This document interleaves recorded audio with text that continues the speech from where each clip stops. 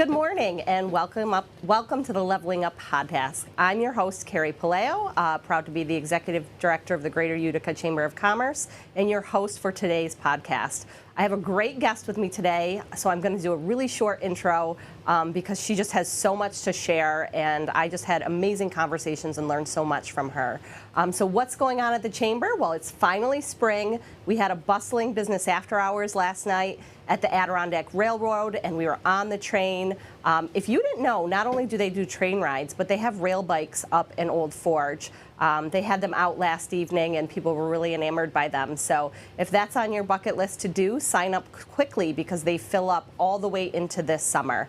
Our next business after hours is on Wednesday, May 24th at the Central New York Conservancy Center. And they have some big news they're going to be sharing. So you're going to want to sign up that evening because it's going to be a very special day for that. We also have our Meet the Candidate for Mayor series coming up on Tuesday, June 6th at the Nexus Center. And you can find all of this information and register online at greateruticachamber.org, our website. You can also sign up for email blasts, and we can keep you in the know on all of these things that are happening and more. It is my pleasure today to introduce my guest, Jenn Keida from Standard Heating, Cooling, and Insulating, who is not only a past chair of our board of directors, but she is our Businesswoman of the Year this year, and we will be honoring her in October at Harts Hill Inn at a very special evening reception.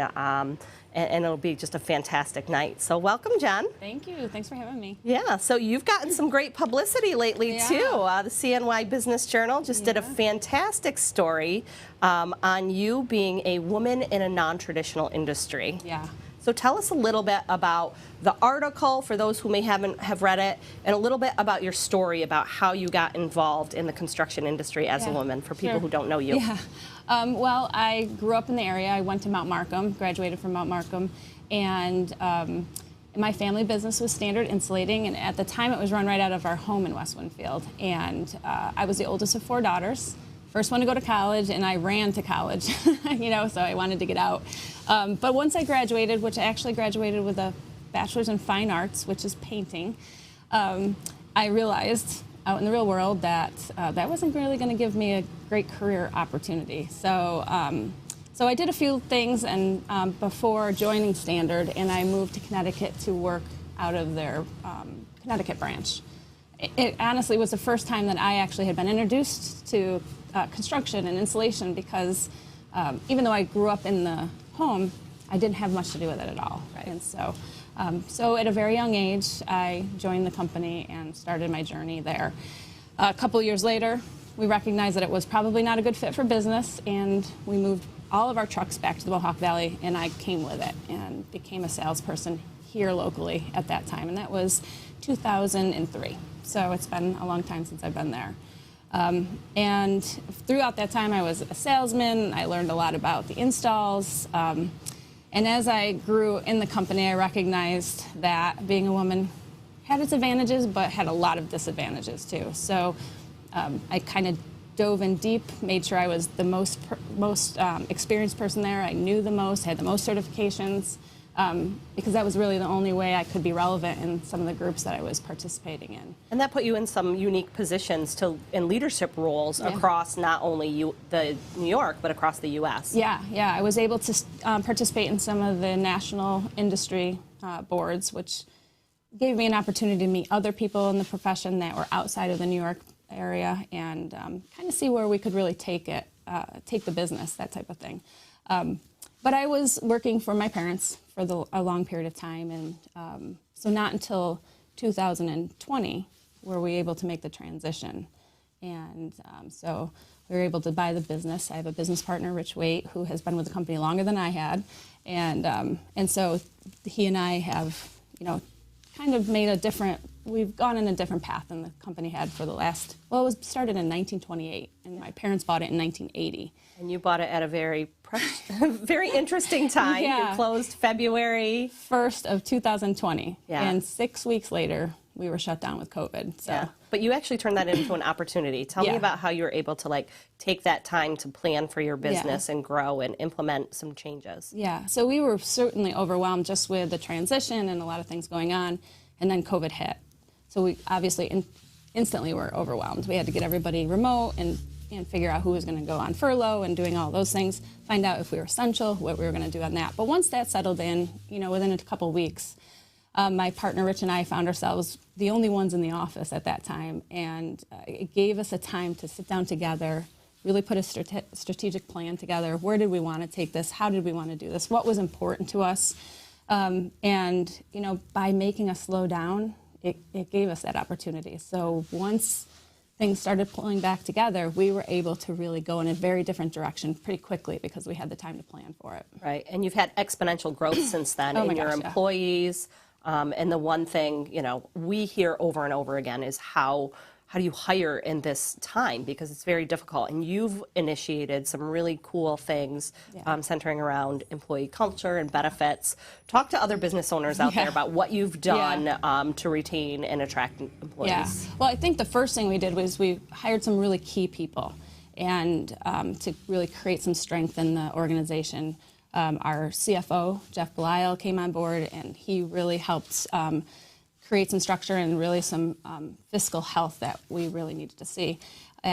We have our VP of Operations, Jason Porter, who has been with us for a really long time. We put him in a role that could really control a lot of the operations. And then we brought on Brooke Kanifka, who is actually my sister, and her job was to focus on the people we had, recruit people, new people, and create a culture and benefits that were, way above and beyond what anybody else in this industry could give. And so by doing that, we gave us the tools to be able to do some of these really crazy things like $2,000 vacation reimbursement every year. So our employees don't get a $2,000 bonus per se. They have to actually go on vacation and turn their receipts in. And so I have employees that have gone on vacation for the first time in 15, 20 years. And then they know the value of PTO and taking time for your family and friends. Exactly.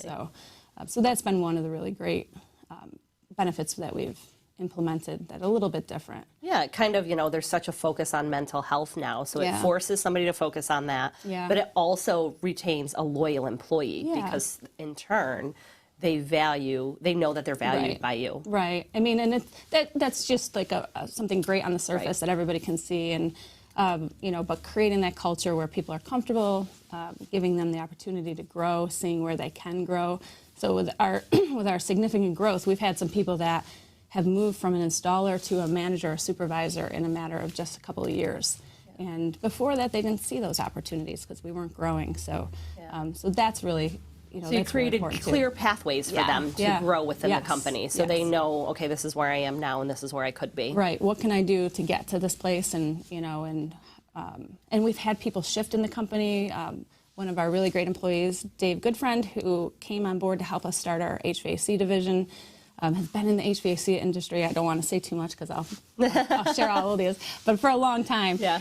And he actually has shifted out of the HVAC division of the company, and he's now an energy auditor. And so he's used his skill set from previous times to be able to shift and do something different, even inside our own company. So those stories and those things are really great. And, people can continue to evolve in the company, which is, I think is one of the best parts of it. Yeah. And tell me a little bit about the new strategy that you've done. You like to use the word disruption. Yeah. And we're here at Disruption Network. Right? So great. Good. About for your customers and changing the way that you actually do business and support people here. Yeah. So we are the top contractor in the state of New York working with the Empower program through NYSERDA. It's something that we're very well known for, which is uncovering rebates to provide 100% free energy upgrades.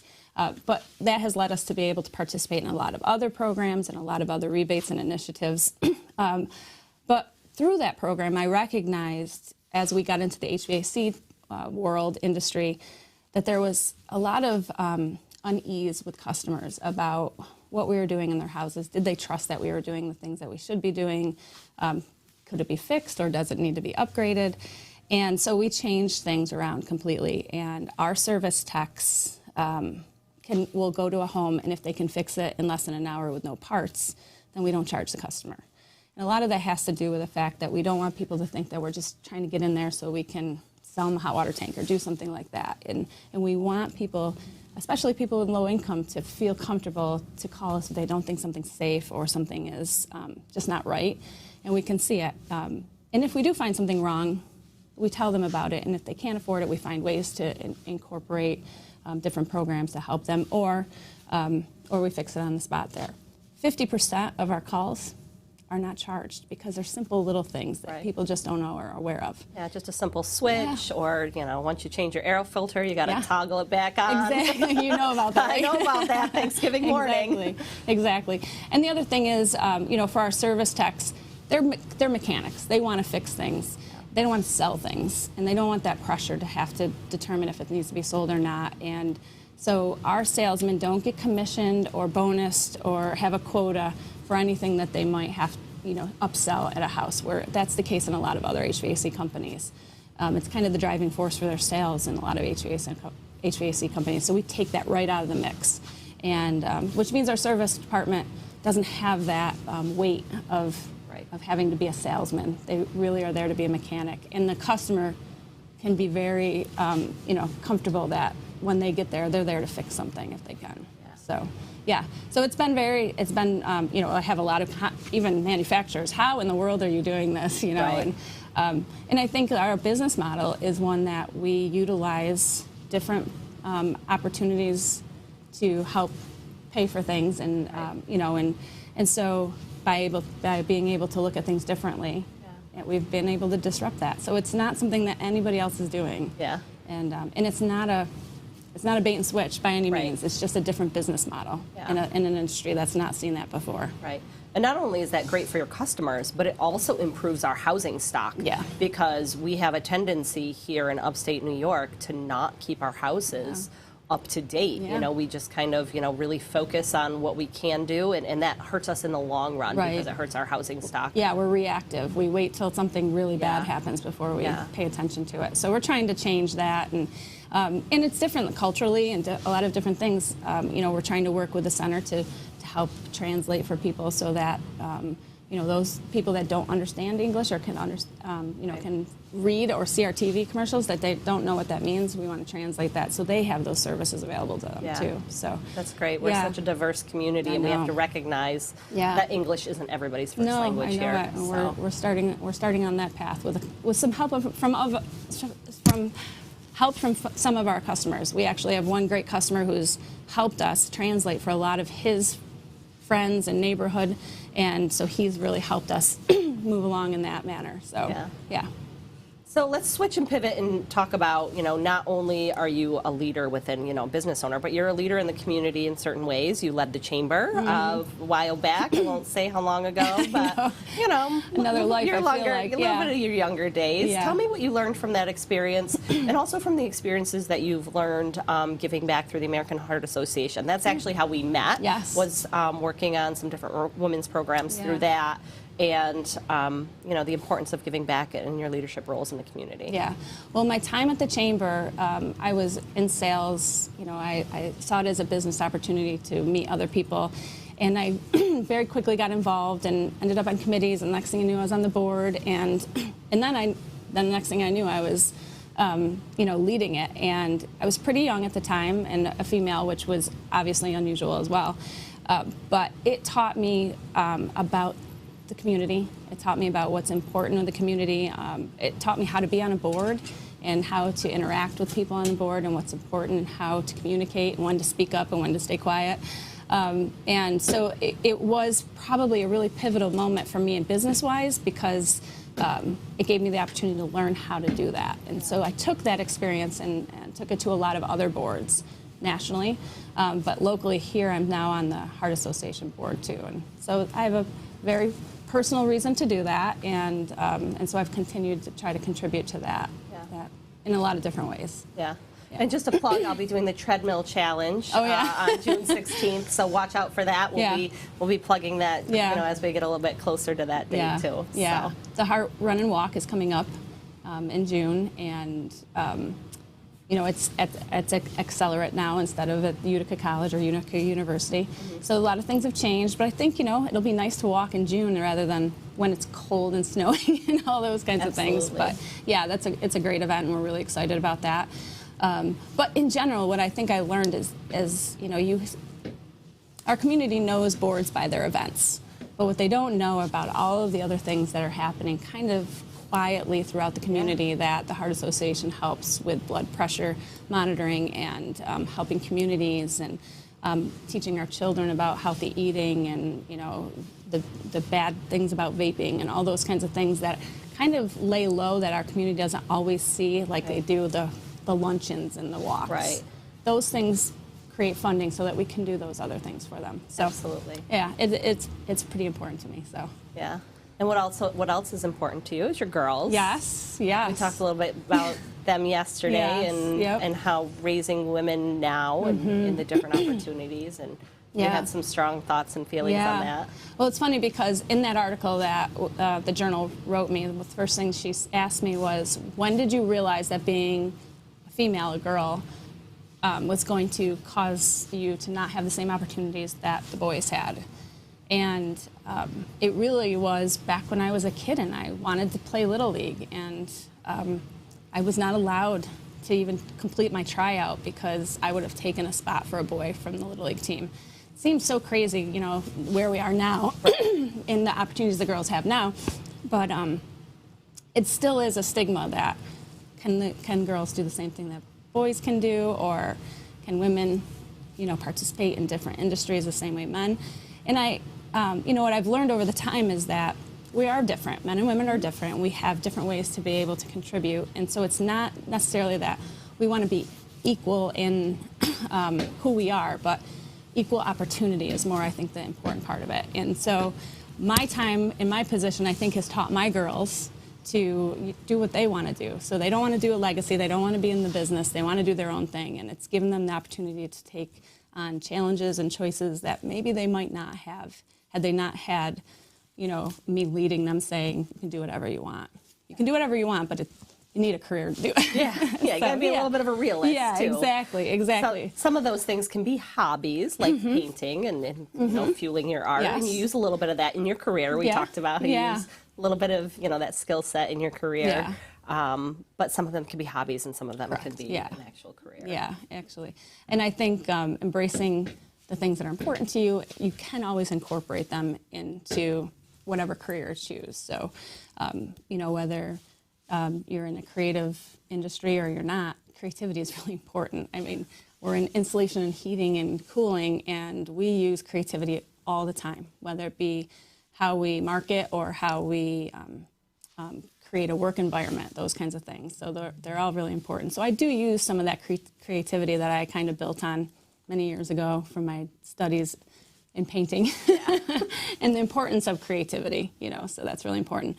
But I'm really proud of my girls. They're both kind of gone on different journeys and some really out-of-the-box kind of journeys. My youngest daughter is going to school for mortuary science, and I'm proud that she wasn't hesitant on taking that track because it was unusual. So, yeah. The one other thing I really wanted to touch upon that we talked about was the importance of having a mentor and what that's done for you in your career and how you think that can help people to grow. Yeah. So for people who maybe are, in our Catalyst Young Professional group and looking for that inspiration, tell me a little bit about how you found your mentor and how that's kind of helped you to grow. Yeah, I don't think I even knew that I needed a mentor back when I actually found mine. And Jeff Schaefer, who was a really big part of the business community here in the Mohawk Valley, Utica, started as a sales trainer for the company, myself, Rich, and that evolved into him just being that mentor position. It evolved into it, and I look back and how much of my decisions were influenced by my communication with him, whether he told me to get up off my butt and go do something, quit complaining about something, or just encouraged me and said, you can do this, and now I reflect back and I see how important it is. So I encourage everybody that whether it be my employees, my friends, find a mentor, find a sponsor, and find a coach. They're three very different things. A mentor is somebody that's really committed to you and your development. A sponsor is somebody that's just going to introduce you to a lot of different people and opportunities. And a coach is really somebody that's going to work with you on the things that maybe you're weak in, whether it's emotional intelligence or it's, how to lead or do something like that. So, so I encourage everybody to kind of see the difference in those three and seek them out. It could be an old teacher. It could be the parent of one of your friends from high school. It could be, somebody that you look up to in the business community. Yeah, exactly. Anything, any of those. So, and I can say that most people are absolutely flattered when you reach out and say, would you mind being my mentor? And they want to provide that information. So, yeah, that's probably the best advice I could give any emerging business person, male or female. Find a mentor. Jeff he still guides me to this day, and he's retired. And but when I have a big decision to make, he's the first person I call. Yeah. So yeah, that's great. Yeah. So I know that was some good advice, but the name of this podcast is Leveling Up. Okay. So I'm going to ask you what either personally or professionally you're doing to level up in your life. And we talked about this a little bit yesterday, so it's exciting. I know. I think going to school and getting a college degree in painting didn't prohibit me from doing some things, but I certainly started to recognize how important education was. And about a little over 10 years ago, I got involved with Goldman Sachs' 10,000 Small Business Program, and that introduced me to the concept, there's a lot to learn out there. And they broke down the business for me and helped me see opportunities and how to approach those. And so now that the company is growing so significantly, I tell my people all the time, I know you've never managed a division this big. I've never run a company this big either. So I am now pursuing my MBA out of Boston University. I'm just over halfway done. It's a significant amount of work, absolutely, on top of all the other commitments that I have. But I think I need to be an example to all of the people that work with us and my team that it's important to continue to invest in yourself. And you're never going to get to where you need to be. There's always something to learn, whether you're going to read a book, whether you take a class, whether you get another degree, whether you get a new certification. It's always look to find a way to learn something new. Yeah. So that's how I'm leveling up. I'm going to go from having a BFA to having an MBA. So 30 years later. Couple different letters in there. A couple decades later, but yeah, it's exciting. And I'm learning a lot. I'm really learning a lot. And I know in addition to that, you're a huge reader and you read a lot of books, and you mentioned a few to me. Any that you want to throw out to our audience? I'm a big fan of Adam Grant. That's really where the disruption part of my business perspective comes from. And I look for a lot of emotional kind of leadership things, and Simon Sinek is really great, and and so Good to Great. There's just lots of books that are really important.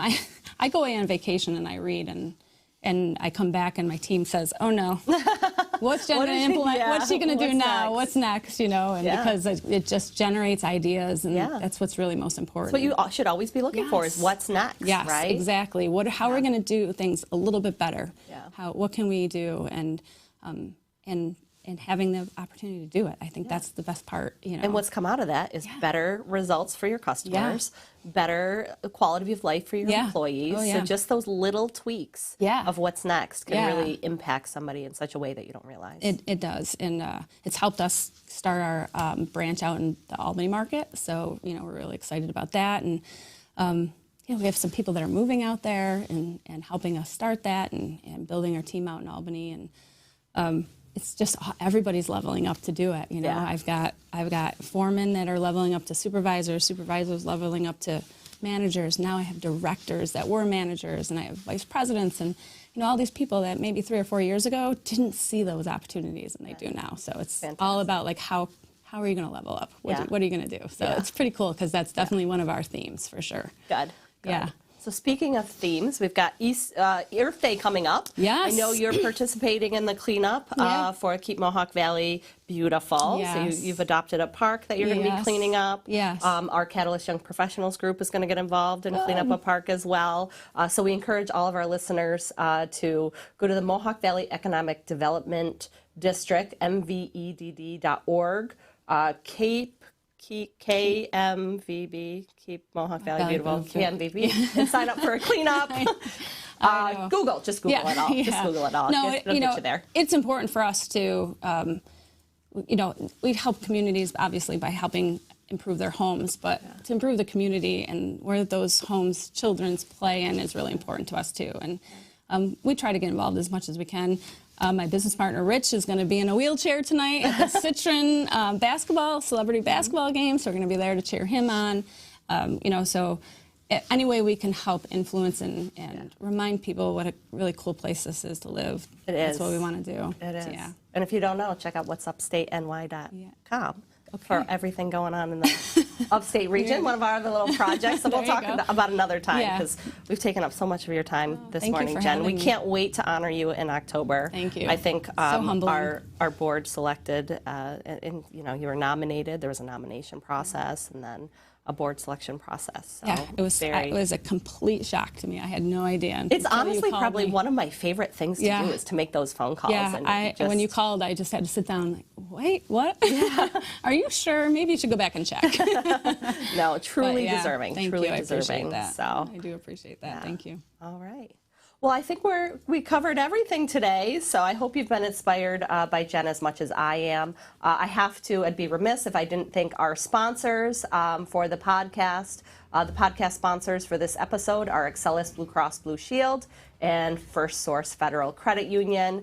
I also have to thank our platinum sponsors who support everything that we do here at the Chamber: AmeriQ, Kelberman Center, Master Vito Hyundai, MVHS, and StaffWorks. Thank you so much for your support. As Jen and I kind of talked about, it's all those little things that organizations do on the day-to-day that those platinum sponsors support all the work that we do for small businesses. So we couldn't do without you. Take care and stay kind to Utica.